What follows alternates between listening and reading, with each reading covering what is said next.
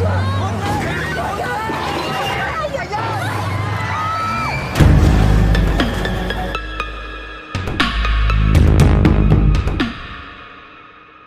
Kisanak, kapan kau putus dari doi? Kalau putus tolong kasih kabar agar kita senasib dan sepenanggungan. Oke, ini adalah kelanjutan dari film Into the Night. Untuk teman-teman yang baru saja bergabung, saya sarankan untuk menonton part sebelumnya terlebih dahulu agar film ini tidak terasa membagongkan. Dan jangan lupa untuk subscribe jika teman-teman suka dengan channel ini. Dan inilah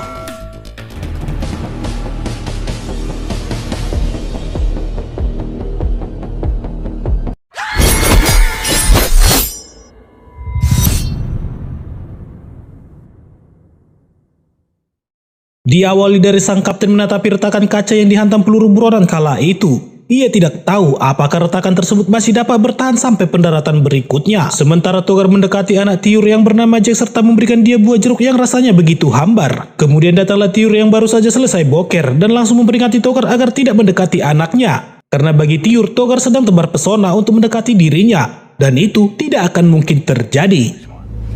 Ton côté prince charmant de merde. Je n'y crois pas, ok? Kembali kepada Kapten Vincent yang memberikan tugas kepada Poltak untuk mengawasi kaca yang retak tadi. Dan kemudian Galo nyeletuk agar Kapten tidak seenaknya melakukan tindakan tanpa ada musyawarah terlebih dahulu. Galo kesal karena di saat 3 buronan ditinggal ia sama sekali tidak mendapatkan informasi. Namun di saat masih berdebat tiba-tiba saja Jamek datang dan memberitahukan bahwa ia mendapat pesan dari radio. Di mana orang di radio tersebut menyuruh mereka untuk pergi ke Hawaii tempat pelatihan astronot di bawah air. Karena gedung di bawah air dapat menahan radiasi dari matahari.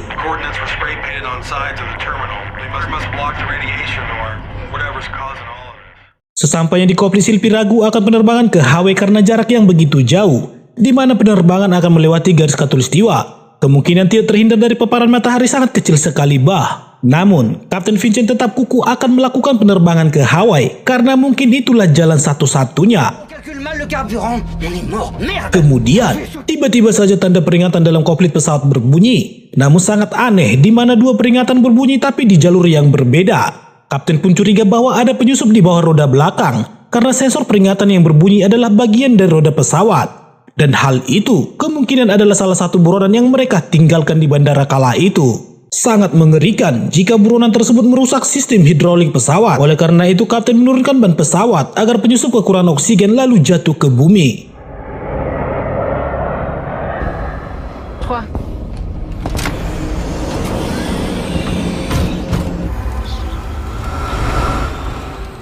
Di saat Ines ke dapur ingin mengambil air minum, Galo sengaja menjulurkan kakinya untuk menjatuhkan Ines. Dan benar saja, hal itu pun membuat pertikaian di antara mereka. Tanpa menyadari saat ini retakan kaca semakin besar.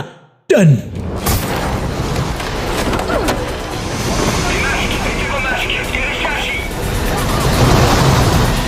di tengah kekacauan saat ini Kapten pun kembali menutup roda pesawat. Sementara para penumpang sibuk untuk menyelamatkan diri masing-masing. Apakah pesawat akan jatuh? Tentu tidak. Kalau jatuh maka film akan berakhir. Di tengah guncangan hebat Jamet melihat sebuah penutup apalah itu namanya. Dengan perlahan tapi pasti ia pun mengambil tutup tersebut. Dan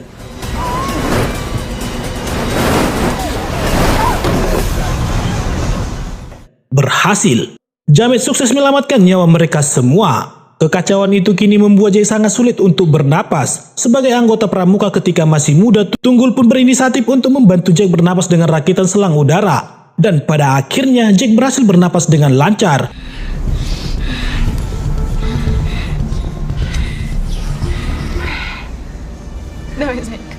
Sementara kini pesawat kembali mengalami gangguan akibat dari kebocoran jendela, maka penerbangan harus lebih rendah dari biasanya. Hal itu tentu mengurangi kecepatan pesawat. Belum lagi saat ini, hidrolik roda mengalami masalah. Dan mau tidak mau di antara mereka harus ada yang masuk ke ruang roda belakang pesawat. Singkat cerita, pada akhirnya Kapten menyampaikan perihal masalah yang dialami pesawat. Ia meminta sukarelawan untuk memeriksa ruang roda belakang. Dan terpilihlah Galo, Jamet, serta Togar.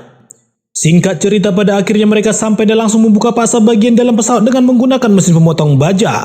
Setelah berhasil membuka, lanjut mereka juga membuka pasa ruangan tempat persembunyian penyusup. Dan tiba-tiba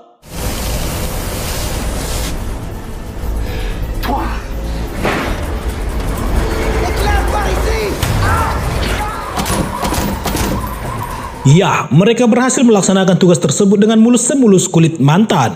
Sebenarnya, masalah mereka di sini bukan hanya masalah paparan matahari, melainkan secara pribadi orang-orang di pesawat ini juga memiliki masalah sesama mereka.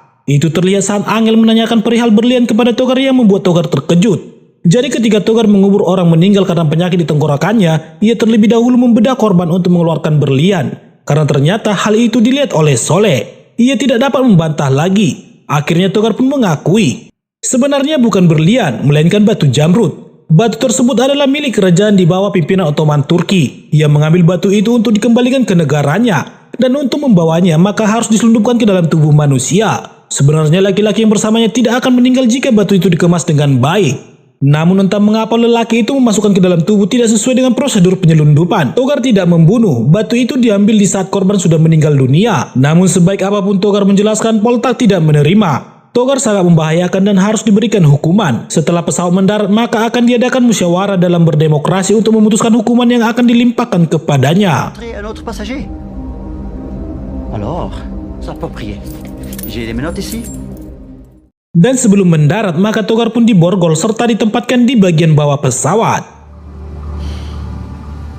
C'est un boucher, Sylvie. Singkat cerita, pada akhirnya pesawat mendarat di Bandara Kuala Namu. Di tempat itu Jamet sebagai teknisi langsung memperbaiki kaca pesawat. Kemudian mereka membawa Togar ke suatu tempat untuk memutuskan hukuman yang akan diberikan. Poltak yang memimpin persidangan menyatakan bahwa tindakan yang dilakukan oleh Togar merupakan kekejian yang tidak terampuni di alam nyata maupun di alam goib. Pourquoi prendre le risque d'avoir parmi nous quelqu'un comme celui-là? Akan tetapi, di sini Galo langsung memberikan pembelaan kepada Togar. Ia menyampaikan bahwa sesungguhnya NATO memiliki tempat khusus persembunyian dari paparan matahari. Namun tempat lokasinya belum pasti di mana. Untuk menuju ke sana maka dibutuhkan orang yang kompeten dalam bertindak. Dan itu ada di dalam diri Togar. Manusia seperti Togar sangat dibutuhkan dalam kelompok. Mendengar penjelasan tersebut mereka pun setuju untuk tidak meninggalkan Togar. Kecuali Poltak yang masih kekeh dengan isi kepalanya. S'il fait autre chose, à la moindre faute, je serai expulsé aussi avec lui. Ok, très bien. Kini pesawat kembali mengudara. Kemudian Jamet pergi ke ruangan kokpit di mana Sylvie dan Kapten Vincent sedang asing ngobrol santuy. Di situ Jamet menjelaskan bahwa makanan buah kini rasanya semakin hambar. Sepertinya radiasi matahari telah mengubah makanan menjadi tidak sehat. Artinya kini timbul masalah baru yang mereka hadapi. Namun kemungkinan makanan kaleng cepat saji masih dapat dikonsumsi. Mendengar penjelasan itu, Kapten pun memberikan tugas kepada Jamet. Di saat pesawat mendarat, maka makanan yang dicari adalah makanan kaleng. Gitu katanya. On va tous crever de faim maintenant. Bon, Di dapur pesawat, kini Jamet menanyakan makanan apakah yang disukai oleh Sylvie. Namun pertanyaan itu membuat Sylvie menjadi marah. Ya, mungkin karena saat ini mereka tidak dapat mengkonsumsi makanan sehat ke depannya harap et même dimaklumi. ça, on n'est pas sûr. Je sais, Sylvie. Et même ça, on n'est pas sûr. Je sais, Sylvie. Meski demikian, Sylvie kembali menjawab bahwa ia sangat suka makanan ikan mas arsik khas suku Batak. Dan ia sangat sering membeli itu di bawah apartemennya. Karena warung makan tersebut hanya ada satu di negaranya. Jika ada kesempatan ingin sekali rasanya Sylvie memakan ikan arsik. Namun sepertinya itu hanya tinggal hayalan. Dan tiba-tiba pesawat bergetar kembali yang membuat Sylvie bergegas menuju kokpit.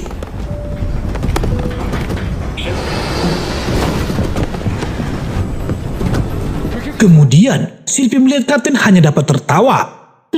Sepertinya sang Kapten mengalami gangguan kesehatan akibat dari kelelahan. Untuk itu, Sylvie menyuruh ia beristirahat sejenak. Namun hal itu ditolak. Melihat keadaan Kapten yang semakin tidak beres, ia pun memanggil Togar dan Poltak masuk ke ruang kokpit. Dan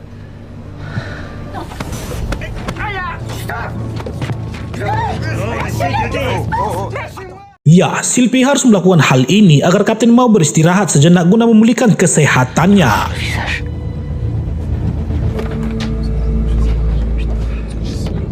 Beberapa saat kemudian tiba-tiba saja Poltak mendengar panggilan radio dan suaranya tidak begitu jelas bagaikan hubungan cinta ini samar-samar gimana gitu.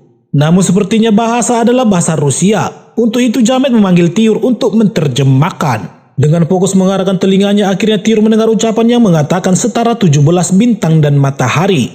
Entah apa maksudnya belum jelas, namun sepertinya siaran radio tersebut berasal dari luar angkasa atau yang disebut stasiun luar angkasa internasional. Il est dans l'espace. Bordel. L'ISS, la station spatiale. Untuk itu, Jamet pergi ke kokpit memberitahukan perihal tersebut kepada Sylvie serta merta mencatat titik koordinat. Kemudian ia sadar bahwa sedari tadi Kapten Vincent tidak kelihatan batangnya. Dan ternyata J'étais pas avec vous? Vous avez vu Mathieu? Il est pas dans le cockpit? Non. Il est pas... sebagai seorang perawat yang malah melintang di dunia medis, Angel pun memperkirakan bahwa Kapten mengalami infeksi luka yang diakibatkan oleh tembakan peluru Gallo saat membajak pesawat. Untuk mengurangi infeksi luka, maka Angel akan memberikan obat antibiotik. Namun hal itu tidak akan bertahan lama, dan cara satu-satunya adalah harus melakukan operasi bedah. Sebagai seorang perawat bukan ahli bedah, Angel pun tidak tahu lagi harus berbuat apa. Ditambah lagi peralatan untuk membedah tidak ada di dalam pesawat. Kemudian Gallo menyarankan pembedahan akan dilakukan di saat pesawat sudah mendarat. On va trouver une solution à Bruxelles. Point. Comment? Masalah kini muncul kembali karena Sylvie tidak pernah mendaratkan pesawat kecuali helikopter. Namun Jamet dan Samsul memberikan keyakinan bahwa ia dapat melakukannya dengan bantuan video daring. Meski peluang berhasil sedikit, mau tidak mau dan harus dilakukan. Bah. Si tu regardais des vidéos en ligne. Donc si la météo est bonne, si l'avion déconne pas... Singkat cerita, pendaratan pun siap untuk dilakukan. Kali ini mereka harus mendarat di mana awal keberangkatan pesawat kala itu, yaitu Bandara Brussels. Dengan menonton video cara untuk mendaratkan pesawat, Jamet menjelaskan apa-apa saja yang harus dilakukan oleh Sylvie. Ketegangan, ketakutan, kecemasan bercampur aduk di ruang kokpit pesawat. Sampai pada akhirnya... Non, c'est pas ça. Jacob, c'est pas possible, ça nous arrive là. On va pas y arriver. Calme-toi, calme-toi.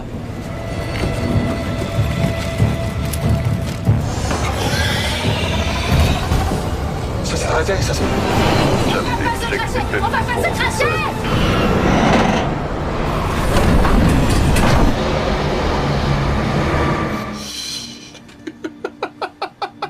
Ya, mereka berhasil mendaratkan pesawat berkat bantuan dari skenario film dan sutradara.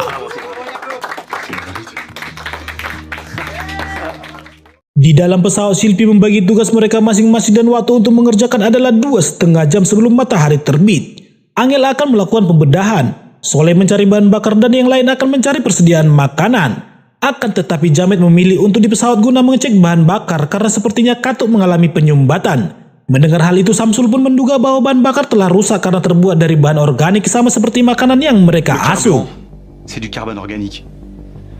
Comme la nourriture. Lagi-lagi masalah terjadi, pokoknya hidup mereka penuh dengan masalah. Lantas, apakah yang harus mereka lakukan kali ini? Dan film pun bersambung bah. Oke teman-teman, film ini akan kembali kita lanjutkan di part yang akan datang. Untuk itu jangan lupa subbreaker agar tidak ketinggalan kisahnya. Dan akhir kata, sampai bertemu kembali di alur film selanjutnya.